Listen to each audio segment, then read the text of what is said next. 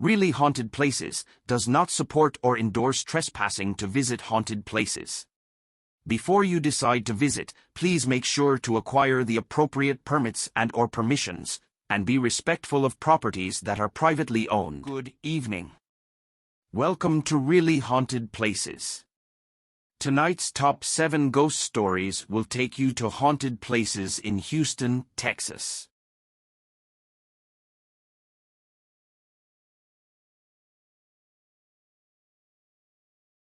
With a name like the Spaghetti Warehouse, one would think this building, dating back to the early 1900s, was little more than a neat-looking family restaurant.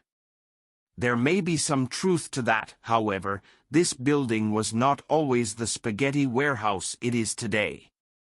The building also served as a produce store, a pharmacy, or both. The ghosts that are believed to haunt the second floor of the restaurant today both suffered horrible fates. One man is said to have died when he fell down a broken elevator shaft. Another ghost, who is believed to have appeared to a young girl, had an odd-looking bent neck. According to stories, she died when falling downstairs in the building.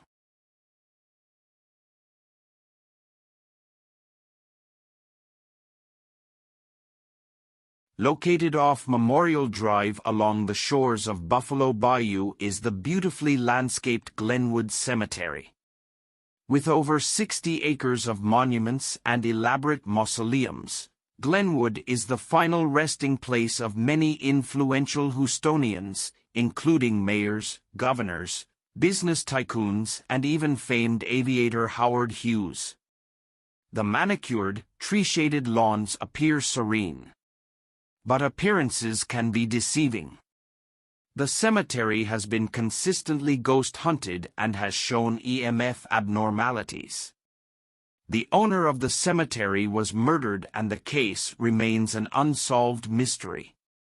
It is rumored that the ghost of the owner haunts this historic burial ground to this day.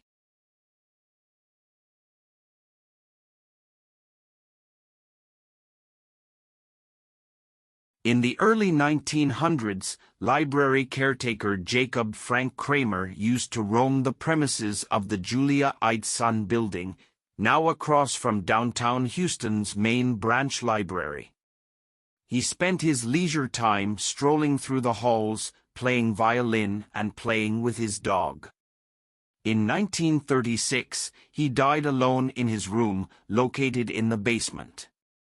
The ghosts of Kramer and his dog, Petey, are said to haunt the library to this day. Employees report eerie strains of violin music, especially on gloomy days, and the clicking of Petey's toenails on the marble floors heard throughout the halls.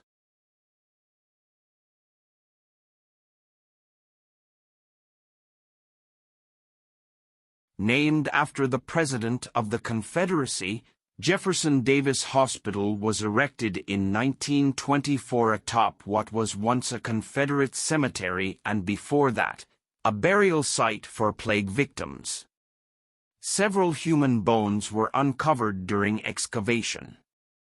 Throughout its history, the building served as a hospital, a psychiatric ward, juvenile detention center, and food stamp distribution venue. The hospital sat abandoned for decades and was said to be haunted by angry soldiers, doctors, nurses, and patients. Although the building was off-limits, it didn't stop paranormal investigators and curious individuals from sneaking in. Screams and howls have been heard throughout the building, and shadowy figures and unusual sightings have been caught on film. The building has since been renovated into the Elder Street Artists' Lofts affordable living in a low-income neighborhood. Have the spirits finally gone to rest? Some say the 5,000 to 6,000 buried on the site are still making their presence known.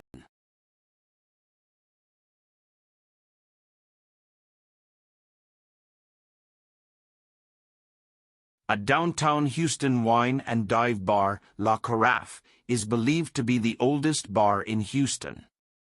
Built in 1866, the building is small and worn, but most notably haunted by a former bartender named Carl. Employees have reported hearing footsteps, glass breaking, the sound of heavy objects moving around the vacant second floor, and cold spots in the restrooms. The figure of a large African-American man resembling Carl has been spotted standing in the second-floor window after closing time.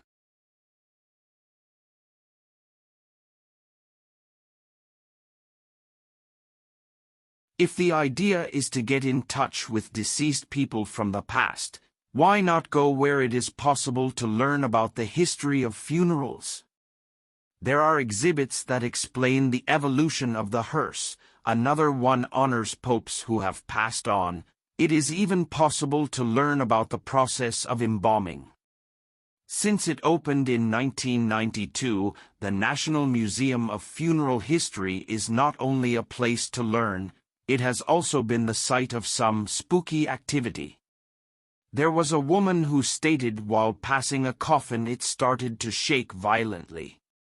The coffins and caskets of the past exhibit where the majority of activity occurs. It is among those coffins that people have heard yelling, people whispering, and even crying.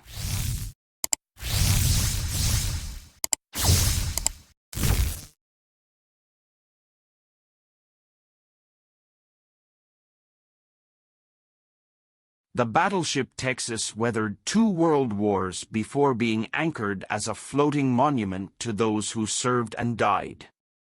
Some say that more than the memories of these brave sailors have lingered on its decks. People sometimes hear strange noises from the engine room, and people have reported floating vapor in the halls. There are many stories of a young red-headed soldier who is presumed to have died on duty, seen on the second deck. I want to thank you for watching. We appreciate the support. Until then, good night.